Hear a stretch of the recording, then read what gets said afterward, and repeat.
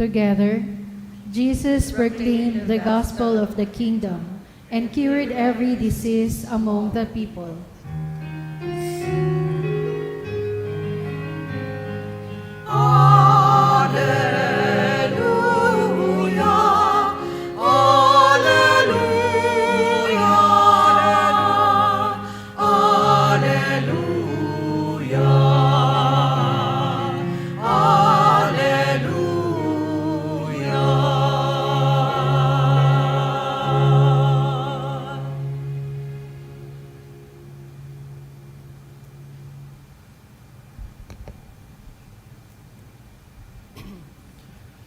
The Lord be with you. And with your spirit. A reading from the Holy Gospel according to Matthew. Glory to you, O Lord.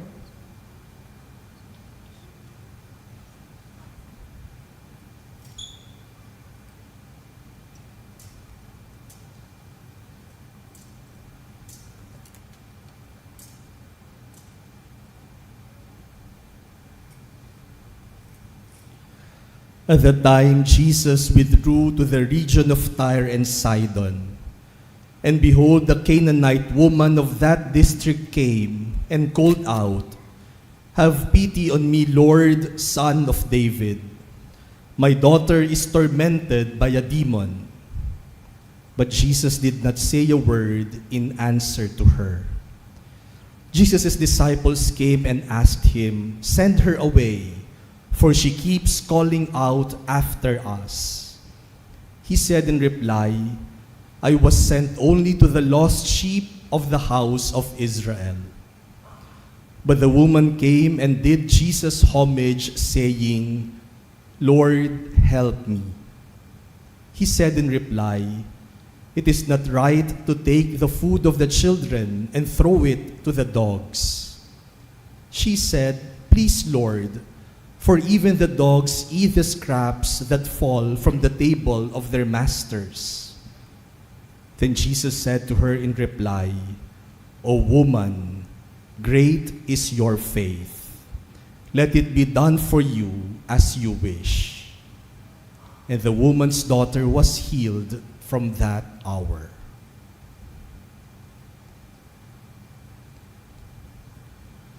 The Gospel of the Lord. Praise to you, Lord Jesus Christ.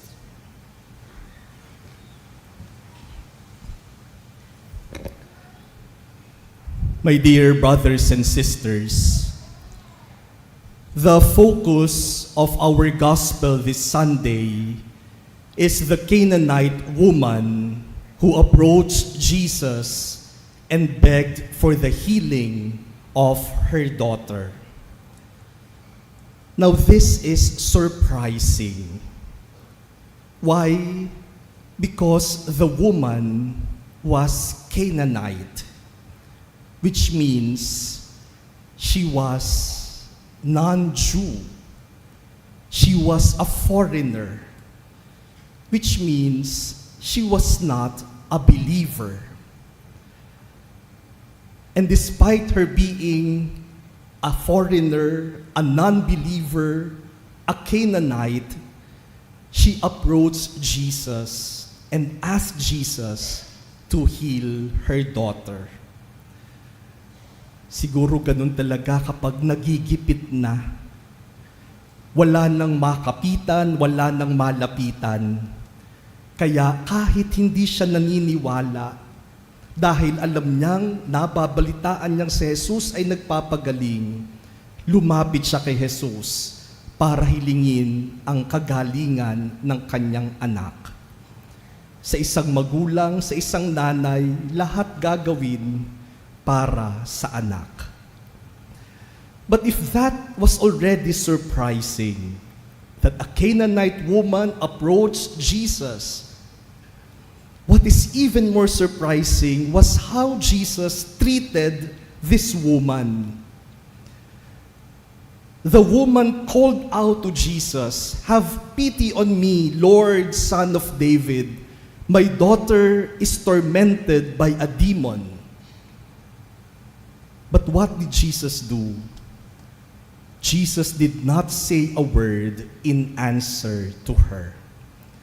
Jesus did not pay attention to the woman. O siguro kung sa panahon natin ngayon, sasabihin nating, dinedma siya ni Jesus.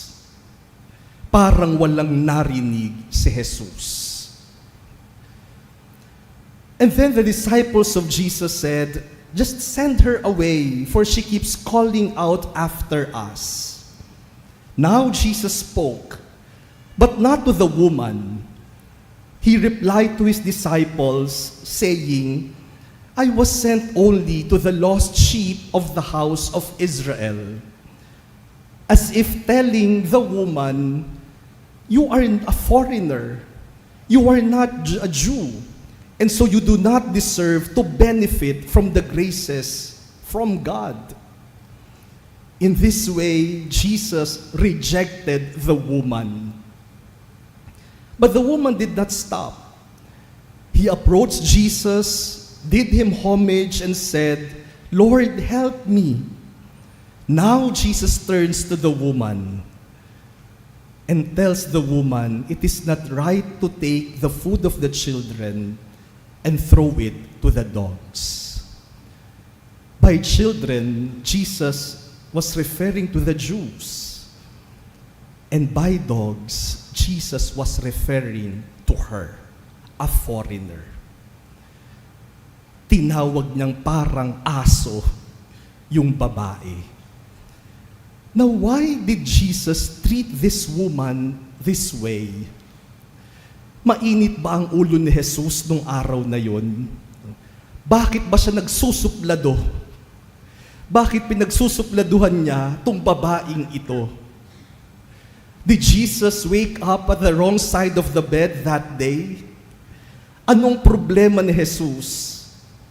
Why did Jesus treat this woman in such a rude way?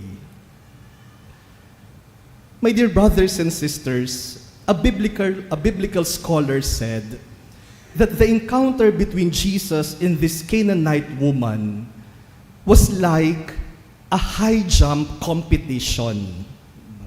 Alam niyo po ba yung high jump competition? In the high jump, there is a bar that athletes need to clear. They will jump over the bar. And when athletes clear the bar by jumping over it, the bar is raised a few centimeters higher. Tapos tatalo na naman yung mga athletes. Iaangat na naman yung bar hanggang yung pinakahuling athlete na lang ang may kayang tumalon doon sa bar at a certain height. And that athlete will emerge to be the winner. Now, when Jesus did not pay attention to the woman, Jesus was actually raising the bar. But the woman was able to clear that bar. And so Jesus raised the bar by saying, I am only for the lost sheep of Israel. I am not for foreigners. But the woman still persisted and cleared the bar. So Jesus elevated the bar even more by talking to the woman and telling her, you are like a dog. But the woman still was able to persevere and clear the bar at that height. And because of that, the woman won. She got what she wanted. Her daughter was healed. But you know, my dear brothers and sisters, the greater miracle in this story was not just that the daughter of the woman was healed. The greater miracle that happened was that the woman grew in faith. In this woman, the prophecy of Isaiah we heard in our first reading was fulfilled. Foreigners joined the Lord. They served Him, they ministered to Him, they loved Him, and they became His servants. Kahit dayuhan, nagkaroon ng pananampalataya sa Diyos. At ito ang himalang tunay na nangyari. Now think of it, my dear brothers and sisters. If Jesus granted the request of this woman the first time she asked Jesus, the only thing that she would have received was the healing of her daughter. And that was it. Everything would have ended right then and there. But because Jesus kept on raising the bar, and the woman persisted and always cleared that bar, the woman received something more than just the healing of her daughter. She received faith. And her faith matured. Her faith was purified.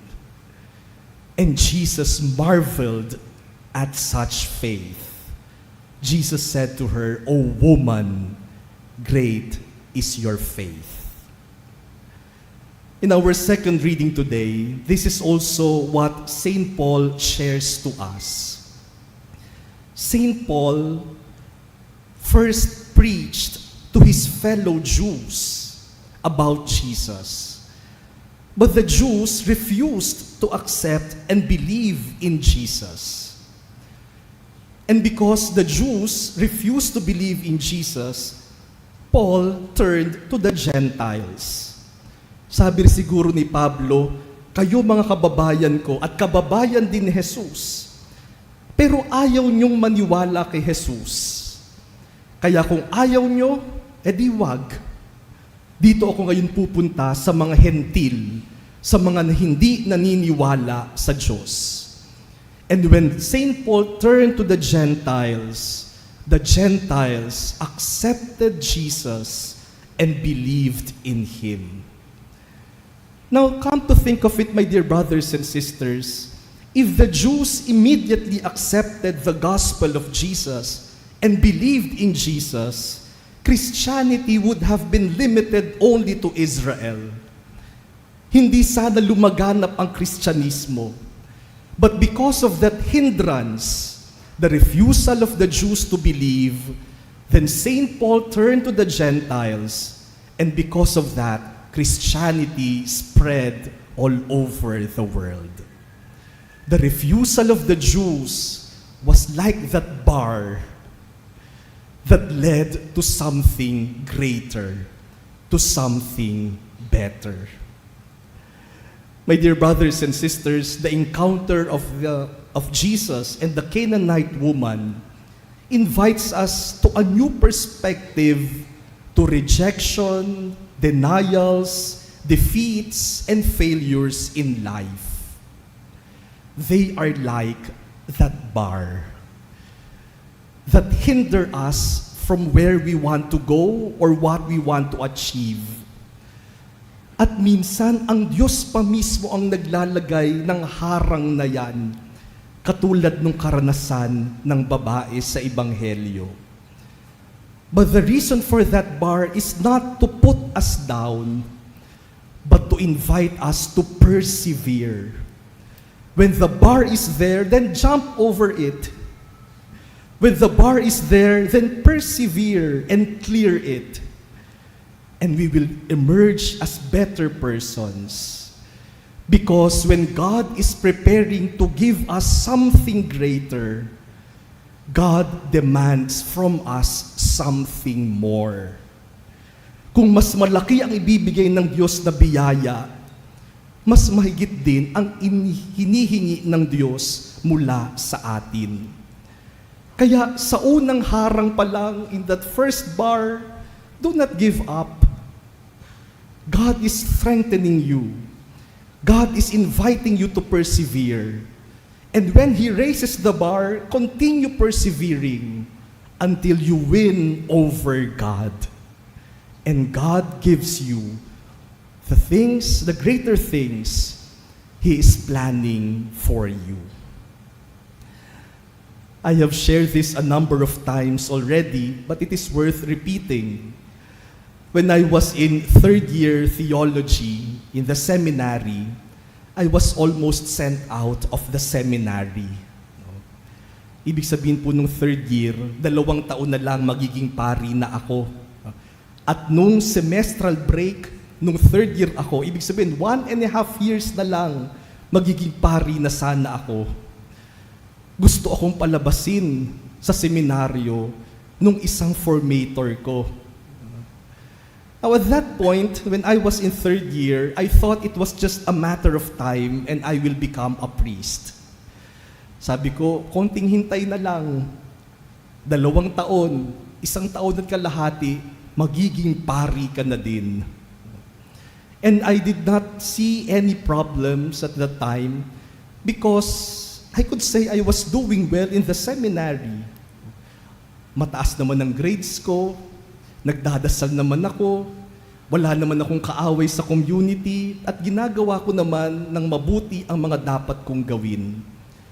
And so because of all this, yung aking security blanket, sasabihin ko na dahil mabait ako, dahil maayos ang aking buhay sa seminaryo, dahil matalino ako, maganda akong makisama, it's just a matter of time and you will become a priest.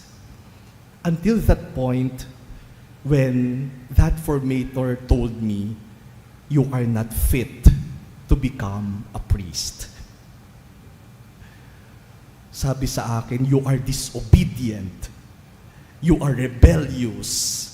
You are subversive. Ito bang mukhang disobedient? No? At that point, everything crumbled.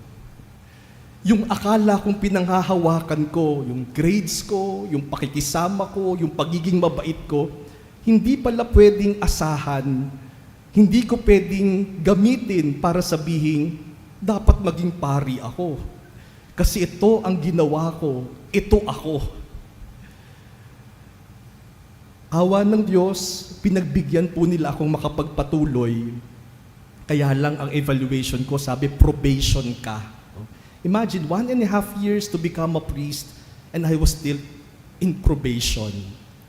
Kaya nung 4th year na ako, gagraduate na ako, matatapos na ako sa seminary, in probation pa rin ako. Sabi ng ibang mga pari namin sa seminaryo, Reggie, tagilid. No? Tagilid ka. Baka hindi ka ma-ordain. Pero nagbaka sakali, sabi ko, bahala na ang Diyos kung ano ang gusto ng Diyos. And thanks be to God, I was ordained immediately after ordination, after graduation. Now, looking back at that experience, I would say that that was a bar placed by God before me. And it was such a huge bar. Looking back, I would say that if I did not experience that, I would have become a proud priest. Baka sinabi ko, kaya ako naging pari kasi magaling ako. Kaya ako naging pari kasi matalino ako. Kaya ako naging pari kasi mabait ako. Pero yun pala, hindi pwedeng panghawakan. And so because of that experience, I can only be humble and say, I became a priest because of the mercy of God. Kasi yung kakayanan ko, hindi sapat para maging pari ako. Ang pagiging pari ay awa lang ng Diyos. Kinaawaan lang ako. Hindi ko pwedeng gamitin ng kahit anumang kakayanan ko to say that I deserve to be a priest and it is my right to be a priest. It is pure gift given to me. If I did not experience that, I would not have treasured my priesthood. Hindi ko siguro iingatan yung pagkapari. Pero dahil pinagdaanan ko yun and at that point, I was fighting for my vocation. Pinaglalaban ko yung aking bokasyon. Dahil doon, ngayong pari ako, sinasabi ko sa sarili ko, papabayaan ko lang ba ang sarili ko at sisirain ko lang ang pagkapari ko? Samantalang noon, pinaglalaban ko. And so it made me learn to treasure my vocation and to take care of my vocation as a priest. My dear brothers and sisters, when God puts bars before us, they are not really to put us down. God invites us to persevere. Kaya kapag nabigo, subok ulit. Kapag natalo, laban ulit. Kapag bumagsak, bangon ulit. Kasi ang Diyos, hindi bulag sa mga pagsisikap natin. And so when God does not seem to answer our prayers, when our plans and dreams do not materialize, when there are more defeats than successes, remember the Canaanite woman. Remember how Jesus keeps on raising the bar to help her persevere. And when Jesus raises the bar in your life, jump over the bar, clear it.